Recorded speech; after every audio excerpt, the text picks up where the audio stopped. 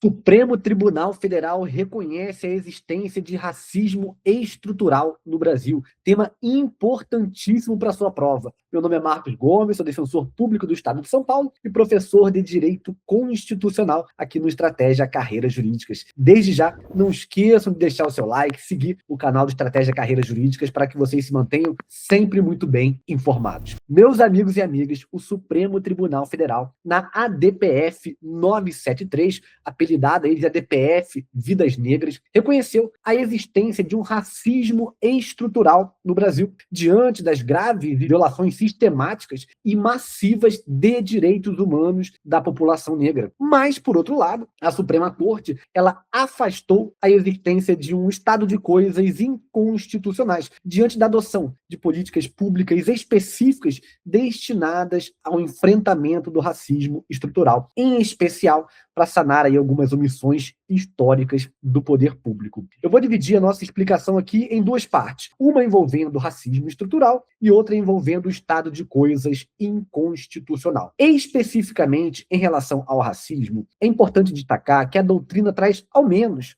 três concepções de racismo. O racismo individual, que trata o racismo como uma atitude do indivíduo, que pode ser um problema psicológico, comportamental e etc. E, por outro lado, ao lado do racismo individual, existe um racismo institucional, que considera o racismo apenas o resultado do mau funcionamento das instituições. E também, ao lado do racismo individual e do racismo institucional, existiria o racismo estrutural, que tem o racismo como uma normalidade, funcionando tanto como uma ideologia, como também como uma prática de naturalização da desigualdade. É importante trazer para os nossos alunos o conceito de discriminação estrutural, que está presente justamente na dificuldade ou falta de acesso de grupos minoritários ou vulneráveis a esses direitos e oportunidades, seja no trabalho, no acesso à saúde, na educação, na moradia e outros direitos fundamentais. A doutrina diz que a discriminação estrutural ocorre quando a acumulação de desvantagens sociais causadas por diversas formas de discriminação concorre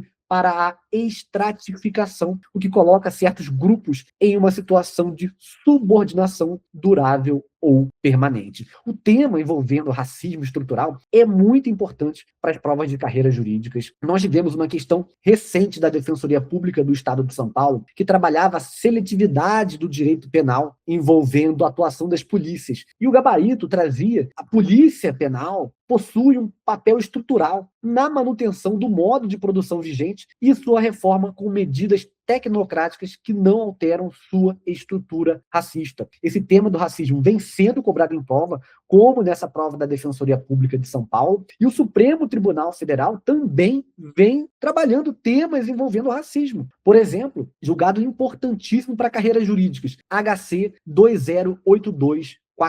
HC 208240. Esse julgado, ele trabalha o perfilamento racial em abordagens policiais. E o que disse o Supremo Tribunal Federal? Concluiu a Suprema Corte que a busca pessoal, independentemente de mandado judicial, deve estar fundada em elementos indiciários objetivos, de que a pessoa esteja na posse de arma proibida ou de objetos ou papéis que constituam corpo de delito, não sendo lícita a realização da medida com base na raça, sexo, orientação sexual, cor da pele ou aparência física. O tema é importantíssimo. E não, por outro motivo, nessa ADPF que nós estamos trabalhando, o que decidiu o Supremo Tribunal Federal? Ele julgou parcialmente procedente a arguição para reconhecer a existência de um racismo estrutural e de graves violações a preceitos fundamentais, determinando a adoção de diversas providências devidamente registradas na ata desse julgamento.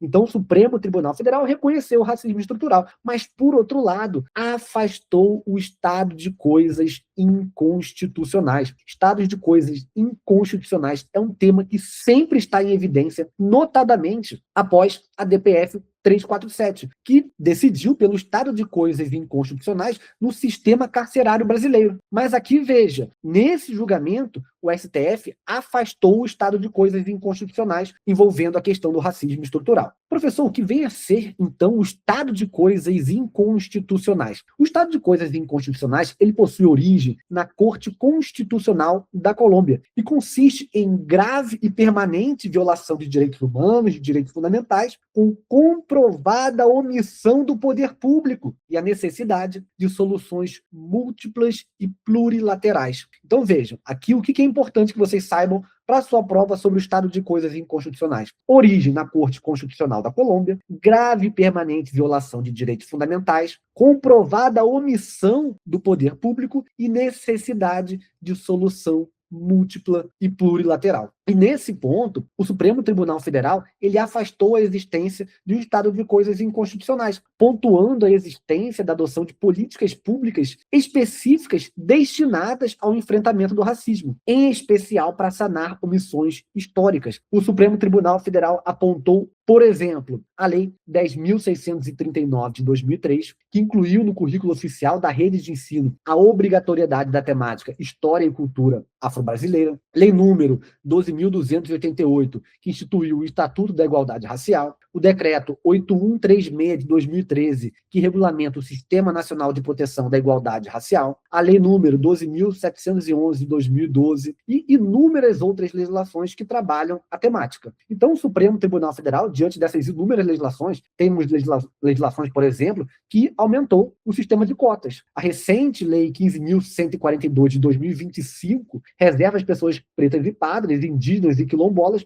o percentual de 30% das vagas oferecidas nos concursos públicos para provimento de cargos efetivos e empregos públicos no âmbito da administração pública federal direta. Então vejam que existe, de acordo com o Supremo Tribunal Federal, essa busca por políticas públicas buscando superar ou minimizar o problema do racismo do Brasil. E seguindo essa linha de raciocínio, nosso país, o Brasil, não estaria inerte diante do problema apresentado, estando ciente da sua missão constitucional. Só destacar para vocês aqui que, sobre esse tema, é muito importante que vocês conheçam a ideia de igualdade material e igualdade como reconhecimento. Igualdade material e igualdade como reconhecimento refere-se à proteção dos grupos minoritários, dos grupos vulneráveis. Legislação, Estatuto da Igualdade Racial, que é a Lei 12.288 de 2010, vocês devem dominar essa legislação e conhecer também a normativa internacional, Convenção Interamericana contra o Racismo, a Discriminação Racial e Formas Correlatas de Intolerância e a Convenção Internacional sobre a Eliminação de Todas as Formas de Discriminação Racial. Sem contar alguns dispositivos da Constituição Federal que também trabalham a questão do racismo. Artigo 3º, inciso 4, artigo 4º, inciso 8º e artigo 5º,